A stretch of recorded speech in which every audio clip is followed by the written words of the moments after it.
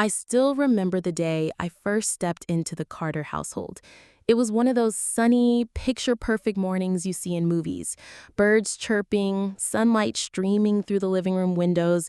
But inside, I had this knot in my stomach I couldn't shake. I was nervous, yes, but also excited. I had married Mark, the man I loved, and now I was finally part of his family. Or at least, that's what I told myself. The house was huge. Too big, really, with polished floors that squeaked under my heels and antique furniture that screamed wealth and tradition. Susan, Mark's mother, greeted me at the door with a smile that didn't reach her eyes. She was tall, elegant, and exacting, the kind of woman who expected everything done her way without question. "Welcome, Emily," she said, voice sweet but tight. "We're so glad you're here." Mark squeezed my hand and led me inside, oblivious or maybe just unwilling to the undercurrent I could already feel. And then I met Vanessa, my new sister-in-law. She was younger than me, sharp-eyed, with this way of tilting her head that made you feel she was sizing you up, weighing your worth. I smiled, tried to be friendly, but Vanessa's smile didn't reach her eyes either. She gave me this tiny nod, as if to say, "We'll see how long you last." At first, everything seemed normal. Dinner was served, the house smelled like roast chicken and fresh bread, and I laughed at Mark's jokes, trying to blend in. But that night, after everyone else had gone to bed, I overheard a conversation between Susan and Vanessa that made my blood run cold. "She's too soft, Vanessa. Mark will protect her for now, but she won't last long. She'll bend, but she's inexperienced. We need to make sure she knows her place." Vanessa chuckled, almost gleefully. "Don't worry, Mom. I've already started." I froze. My heart pounded so loud I thought they could hear it. They weren't just talking about me. They were planning how to control me, how to mold me into their idea of a daughter-in-law, someone obedient, someone who would serve without question. The next morning, I tried to shake it off, telling myself I was imagining things, but the first hint of trouble came quickly. Susan asked me to prepare breakfast at 6 a.m., polish the silver, clean the living room, and make sure Mark's father's papers were perfectly organized before he left for work. I nodded and smiled, wanting to be helpful, not realizing this was only the beginning. By mid-morning, I had learned a harsh truth. No matter how much I tried, nothing was ever enough. If the toast was slightly overdone, Susan would sigh dramatically. If the living room wasn't perfectly symmetrical, Vanessa would make some pointed comment about how her mother never had to tell her to do simple things. I wanted to speak up, to defend myself, but Mark seemed to think a gentle smile and a "don't mind them, Emily" would fix everything. It didn't. It never would. And then came the first real humiliation, a seemingly harmless request from Susan that I would later realize was a test. "Emily," she said, brushing past me in the kitchen, "could you take the laundry from the guest room to the basement, and while you're down there, check the boiler. I think it's acting up again." I nodded, trying not to show my hesitation, but when I returned, sweaty and exhausted, Susan smiled at me, sweetly, again, but Vanessa was there, arms crossed, smirking. "Did you really need to take it all the way down there yourself? I could have done it in half the time." I forced a laugh, tried to ignore the sting, but inside, a tiny spark of anger began to grow. That night, lying in bed, I replayed every word, every glance, every small act that made me feel less than. And I realized, with a sinking feeling, that this wasn't going to be simple family adjustment. This was the beginning of a long, slow descent into a world where I wasn't a daughter-in-law. I was a servant, a pawn, someone to be tested, mocked, and controlled. And I had no idea how far it would go or how I would fight back. I wanted to disappear. I wanted the floor to swallow me whole. Mark squeezed my hand under the table, apologizing quietly, but it was useless. In that moment, I realized something crucial. Nobody was going to save me. Not my husband, not anyone. I was completely alone in this. By the end of the evening, I was drained, humiliated, and angry in a way I hadn't felt before. And as I lay in bed that night, replaying every taunt, every controlling comment, I felt a small, dangerous spark of resolve begin to grow inside me. I wasn't going to be their servant forever. I would find a way to turn this around, somehow. But I had no idea how deep the darkness ran, or how cruel they could be when they sensed resistance. The following week was unbearable. Every day felt like walking through a minefield. Every word, every movement, every glance I made was analyzed, critiqued, and used against me. Susan and Vanessa weren't just controlling. They were experts at psychological warfare. I started noticing small patterns. Susan would assign me impossible tasks with impossible deadlines just to watch me scramble and fail.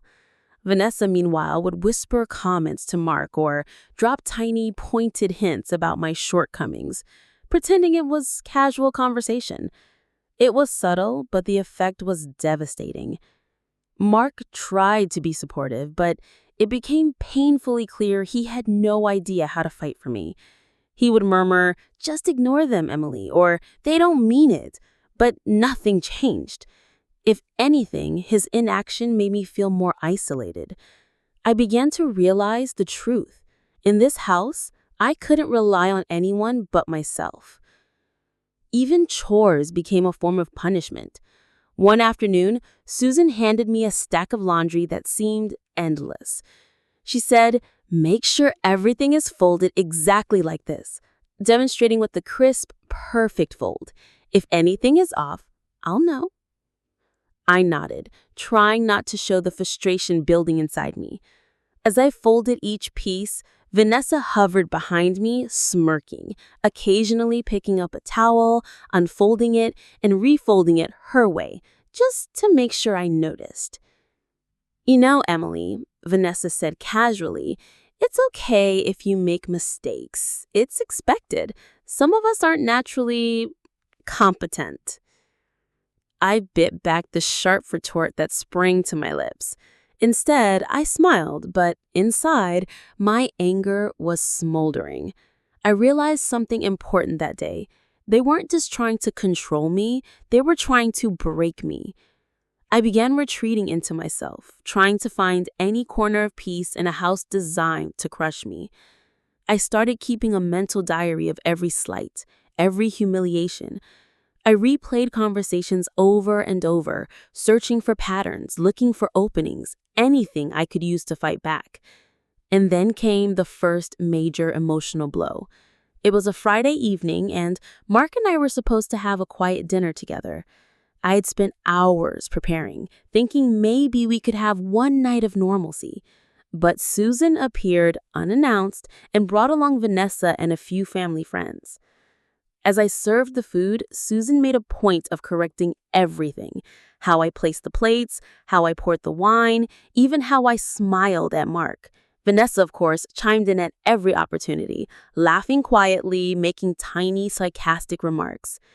I felt my composure cracking. I wanted to shout, to tell them exactly what I thought of their behavior, but I forced myself to remain calm. Instead, I excused myself to the kitchen, pretending to check on the dessert. That night, lying in bed, I realized the full extent of my situation. I was trapped in a gilded cage, surrounded by people who took pleasure in controlling me, who judged every move I made, and who seemed intent on destroying my sense of self. But something else was growing too, a determination. I couldn't let them win. I couldn't let myself be reduced to a shadow in my own life. I began thinking about ways to turn the tables, ways to fight back without them realizing I was doing it. I didn't have a plan yet, but the seed had been planted. And as I drifted off to sleep, I felt a strange mixture of fear and exhilaration. For the first time since arriving, I wasn't just surviving. I was beginning to strategize. Little did I know, the first step of my revenge would come sooner than I could expect, and it would change everything. It happened on a Tuesday evening.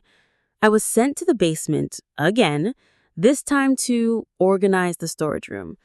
I had done this chore a dozen times already, but something made me linger near a locked cabinet tucked into the corner.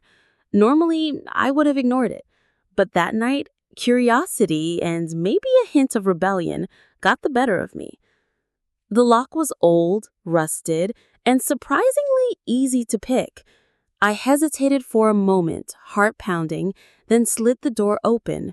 What I found inside made my stomach twist.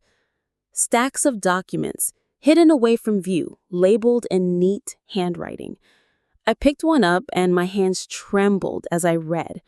Bank statements, property deeds, contracts. Susan and Richard had been manipulating the family finances for years.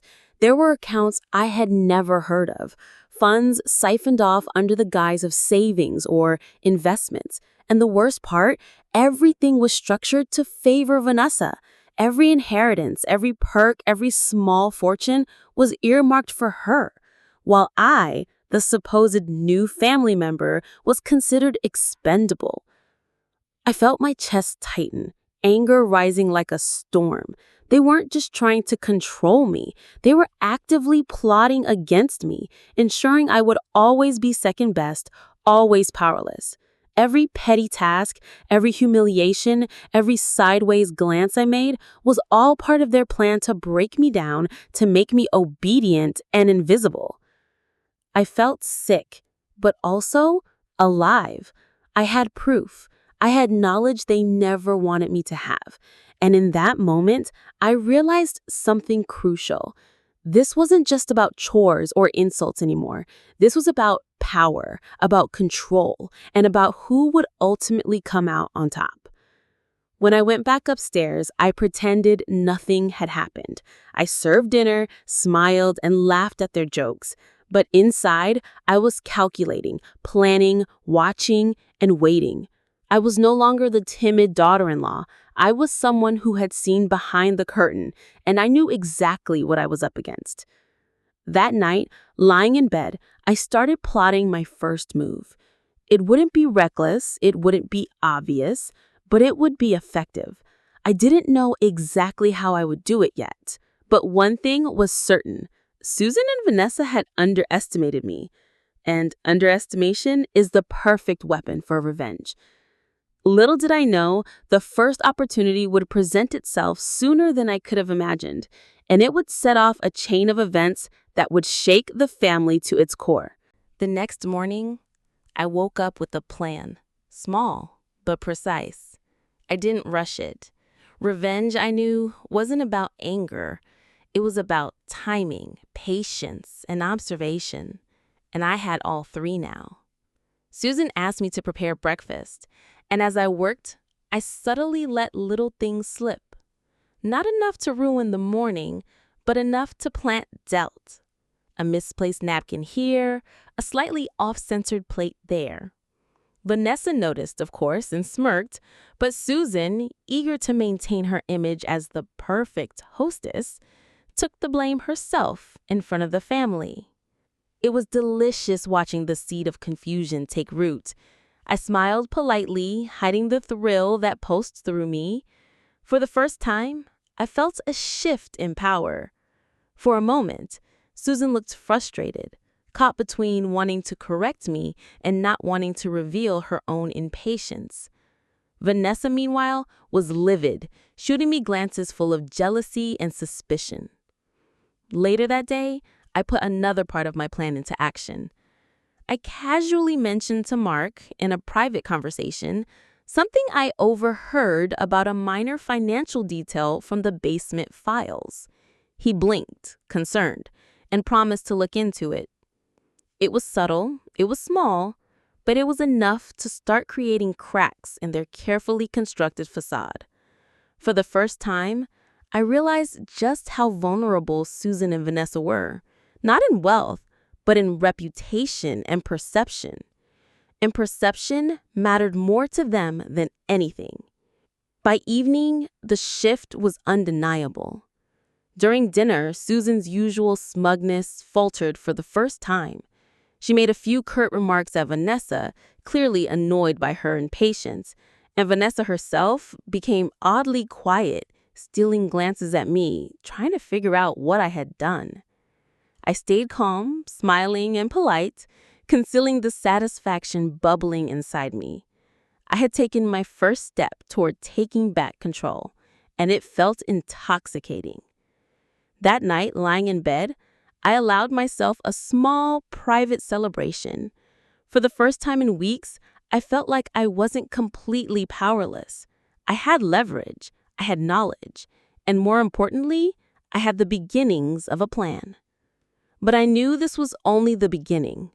Susan and Vanessa were smart, manipulative, and ruthless. If I was going to succeed, I would have to be smarter, subtler, and even more patient. And little did I know, the next challenge wouldn't just test my intelligence or patience, it would test my heart. Because the person I thought I could trust most in this house, Mark, would soon reveal a weakness that would force me to face everything alone. It hit me one Saturday afternoon. I had been quietly observing, gathering information, testing boundaries, and cautiously planting seeds of doubt. I thought Mark was on my side, that he would step up if things got out of hand. But that day, I realized how wrong I was. Susan had organized a small family meeting in the living room, just the immediate family. I was asked to bring tea and sit quietly while they discussed something important. As usual, I obeyed without question. Halfway through the meeting, Susan suddenly turned to me, voice deceptively sweet. "Emily, why don't you tell us what you've done with the household budget for this month?" I blinked, confused. The household budget? That wasn't my responsibility. I had been managing small daily expenses, yes, but I had no authority over the larger finances. My heart began to pound. Mark looked at me helplessly. "Emily, maybe you can explain," he murmured almost apologetically. I realized in that moment, he couldn't protect me. He couldn't, or maybe he simply wouldn't. I was alone. Susan leaned back, smiling knowingly, as if she had anticipated my panic. "It's simple, Emily. Just go over everything. We like to keep things transparent." I felt anger and fear collide inside me. Every ounce of loyalty, trust, and love I had placed in Mark suddenly seemed naive. He might care, but he was weak, unwilling, or too scared to confront his family. I took a deep breath and realized something. If I wanted to survive, if I wanted to reclaim control, I couldn't rely on anyone, not my husband, not anyone. I had to act, plan, and execute my moves entirely on my own. That night, lying in bed, I allowed myself a small, private celebration.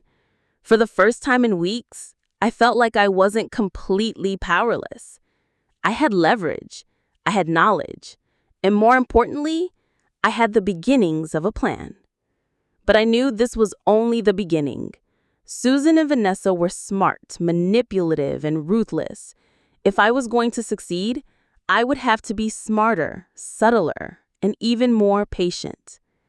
And little did I know, the next challenge wouldn't just test my intelligence or patience, it would test my heart.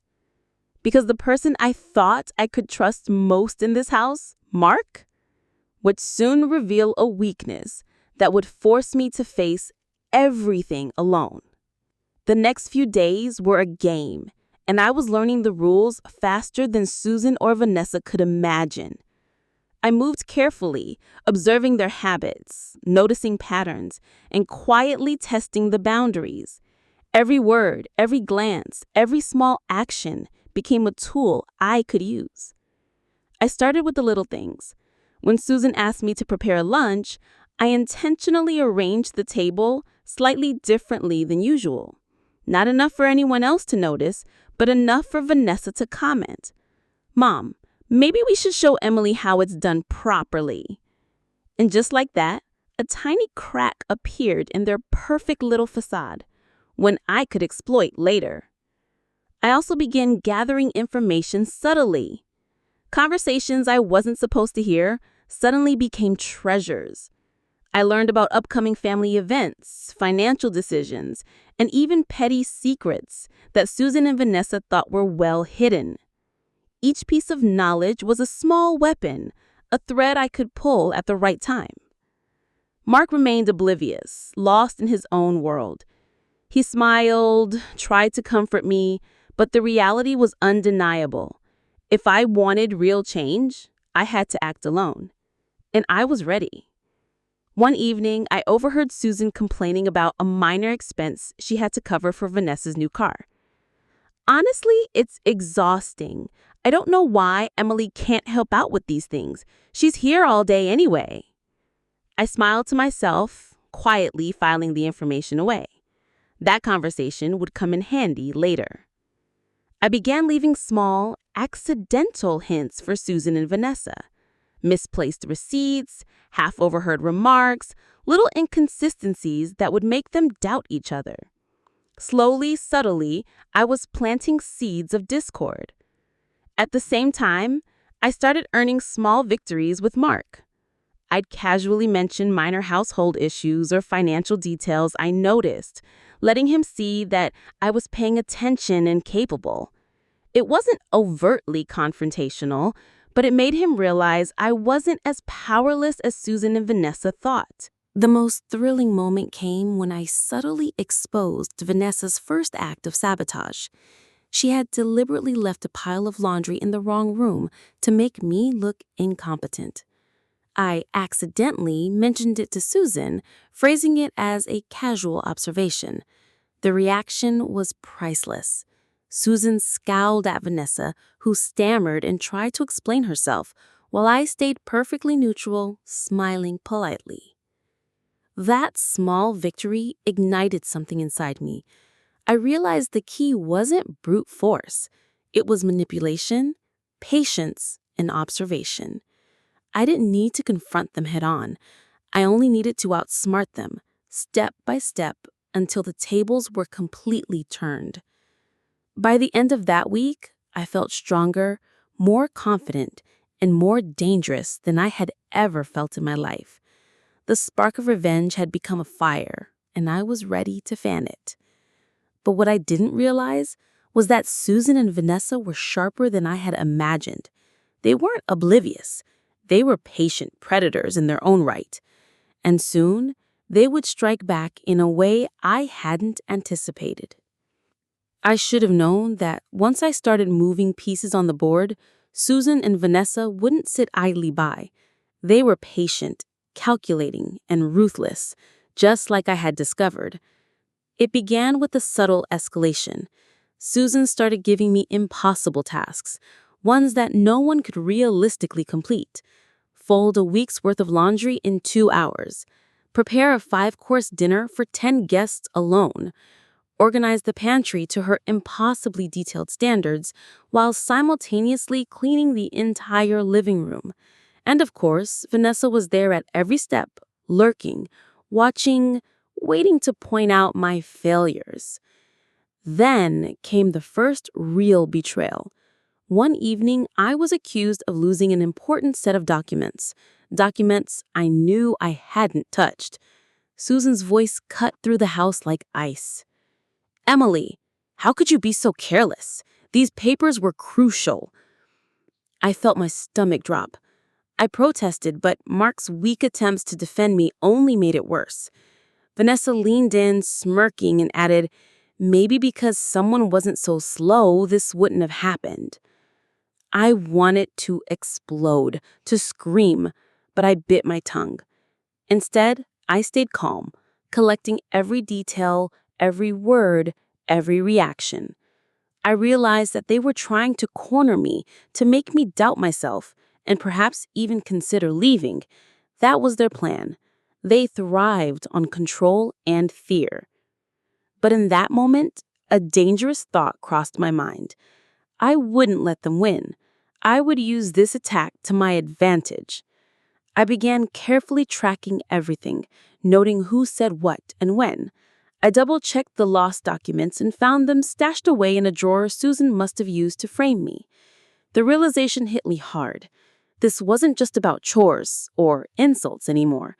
They were actively trying to ruin me, and they had no idea that I had discovered their schemes. That night, I started plotting my retaliation. It would have to be meticulous. I couldn't rush it. Any misstep and they could crush me completely. But if I played my cards right, I could turn this betrayal into my first major victory, the one that would make them regret ever underestimating me. And so I waited, observing their habits, noting their weaknesses, and preparing the perfect moment. Revenge wasn't about anger. It was about patience, intelligence, and timing. And for the first time since I had moved in, I felt in control. Little did they know, the very trap they had set for me would soon become the cage for themselves. And when the first domino fell, nothing would ever be the same in that house again.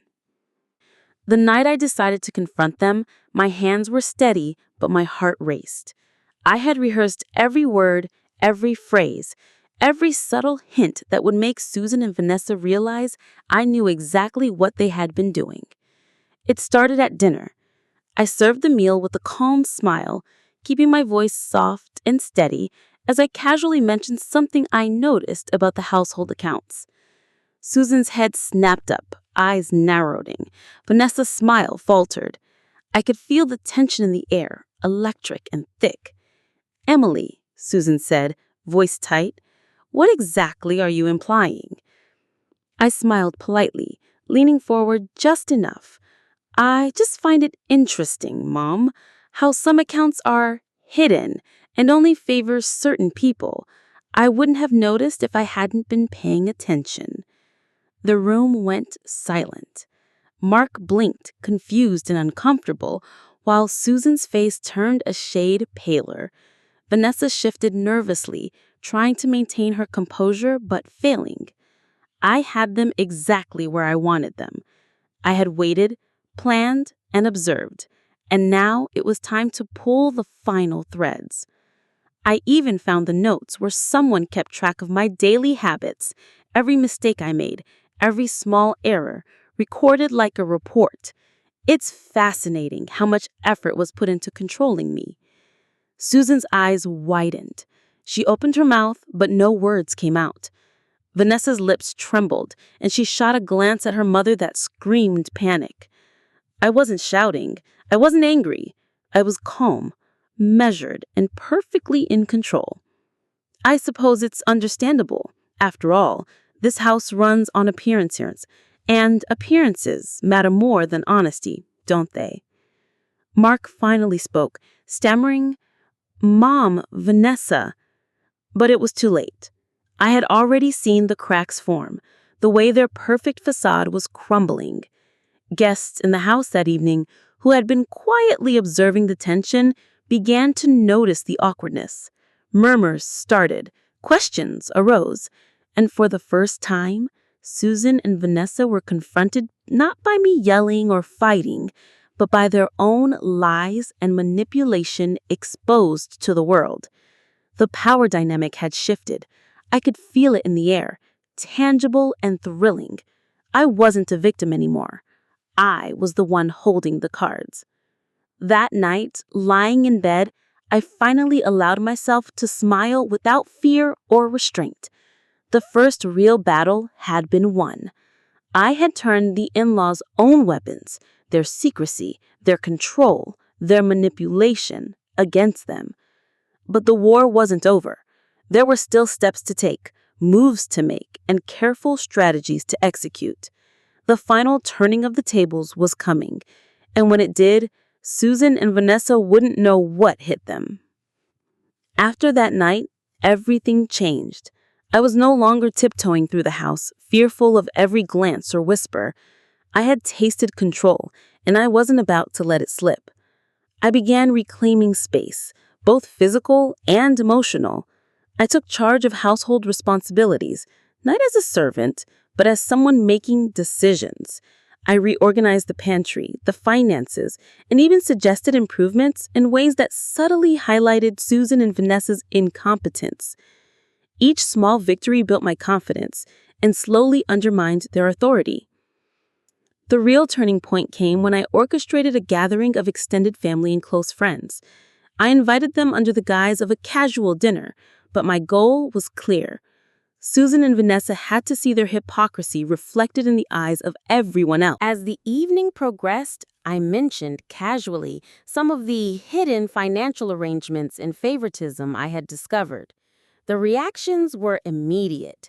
Eyebrows raised, murmurs spread, and Susan's composure cracked. Vanessa's face went pale and she stumbled over her words, trying to deny things she couldn't. I stayed calm, letting the evidence speak for itself. I didn't shout, I didn't argue, I merely let the truth unravel. By the end of the night, the social circle that Susan and Vanessa had always sought to impress now saw them for what they truly were: controlling, manipulative, and petty. Mark, finally realizing my strength and determination, quietly took my side. Not because he had been weak before, but because he could see that I was unstoppable when I decided to act. The dynamic of our marriage shifted. He was my partner, not my protector, and together we were a force. In the weeks that followed, I continued to subtly shift power in my favor. Susan and Vanessa's attempts to undermine me failed at every turn. Their whispers, their critiques, their manipulations, they were no longer effective. I had studied their weaknesses, anticipated their moves, and acted strategically. By the time the final confrontation arrived, it wasn't even a fight. I had already won. Susan and Vanessa were left facing the consequences of their own behavior, humiliated and powerless in ways they had once inflicted on me. And for the first time, I felt a deep, thrilling satisfaction. I had turned the tables. I had reclaimed my dignity, my control, and my place in the household. Not as a servant, but as an equal, respected and unafraid. Looking back, I can hardly recognize the woman I was when I first walked into that house.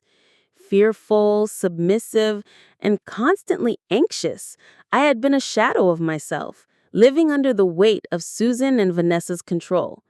Every day felt like a test I was destined to fail, and yet I endured.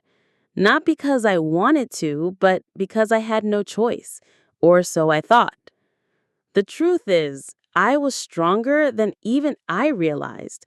Every insult, every unfair task, every whispered criticism forged a resilience in me I didn't know I possessed. And once I recognized that strength, I refused to let it be ignored or exploited any longer. After my final confrontation and subtle maneuvering, the household changed entirely.